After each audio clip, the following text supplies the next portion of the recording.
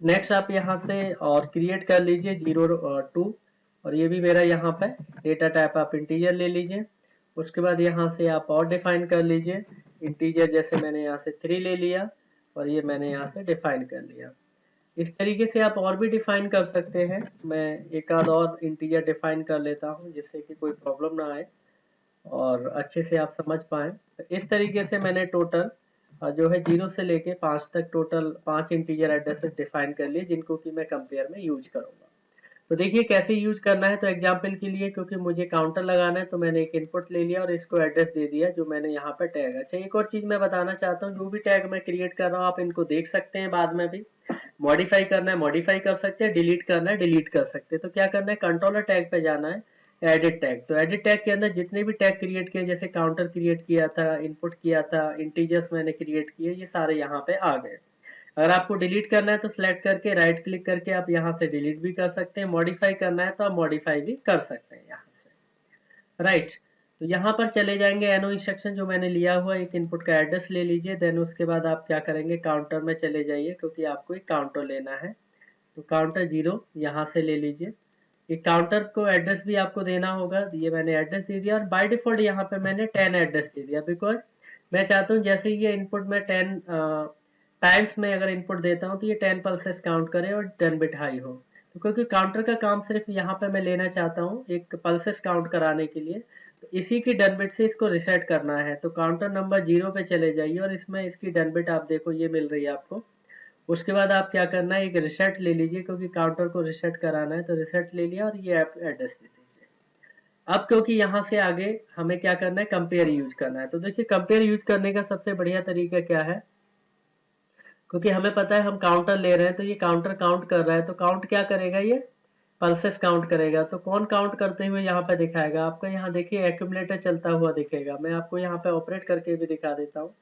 जो एक्यूमुलेटर है, जैसे जैसे पल्स आएगी एक्यूमुलेटर पल्सेस को क्या करेगा, काउंट करता रहेगा।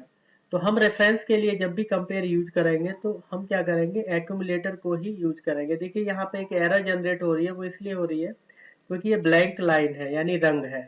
तो ब्लैंक रंग को ये कभी भी डाउनलोड नहीं करने देगा ये सॉफ्टवेयर। तो इसलिए आप ध्यान रखें कि कोई भी रंग जो है ब्लैंक नहीं होना चाहिए, उसमें कोई ना कोई इंस्ट्रक्शन रहे। अगर नहीं है तो बिल्कुल खाली रंग को आपको डिलीट करना ही होगा। देन उसके बाद ये डाउनलोड करेगा, अदरवाइज कंपाइल करने के बाद आपको एरर जनरेट करता रहेगा। तो इस तरीके से मैंने एक काउंटर लिया और आप यहाँ से कंट्रोलर को रन मोड में कर दीजिए और यहाँ से जब पल्स देंगे तो देखेंगे ये काउंटर काउंट करेगा। अभी इसलिए नहीं आ रहा है क्योंकि आपको फोर्स यहाँ से इनेबल करना पड़ेगा, उसके बाद ही जनरेट होगा। तो देखिए फर्स्ट पल्स काउंट की, उसका नेक्स्ट पल्स देंगे, सेकंड पल्स यहाँ से काउंट हो रही है, थर्ड करेंगे तो थर्ड पल्स काउंट हो रही है। तो यहाँ पर एक्यूमुलेटर हमारा रन हो रहा है। जैसे ये 10 के इक्वल हो जाएगा, डन बिट हाई होगी और रिसेट हो जाएगा। राइट, तो मुझे क्या करना है, मैं काउंटर किस को एज ए रेफरेंस यूज करूंगा और मैं कंपेयर यूज करना चाहता हूँ। जैसा कि मैंने बताया था कंपेयर में दो वैल्यू हमें लेना होता है, एक वेरिएबल वैल्यू चाहिए और एक फिक्स वैल्यू। तो फिक्स वैल्यू आप अपने अकॉर्डिंग सेट कर सकते हो और वेरिएबल वैल्यू के लिए मैंने काउंटर को रेफरेंस ले लिया। इवन आप काउंटर को रेफरेंस ले सकते हैं, आप चाहते हैं टाइमर को रेफरेंस लेना है, आप कोई भी रेफरेंस ले सकते हैं। यहाँ पर मैं आपको काउंटर का रेफरेंस लेके आपको बताना चाहता हूँ। उसके बाद आप यहाँ पे क्या करेंगे इस प्लेट के अंदर आप यहाँ से इंस्ट्रक्शन साइड में करेंगे तो देखिए यहाँ पे एक कंपेयर का ऑप्शन आ रहा है। इसके अंदर जैसे यहाँ पे एक इंस्ट्रक्शन है लिमिट इंस्ट्रक्शन। तो सबसे पहले हम समझेंगे लिमिट इंस्ट्रक्शन कैसे काम करता है, उसके बाद यहाँ पे अलग अलग करके एक एक करके इंस्ट्रक्शन को हम समझ लेंगे।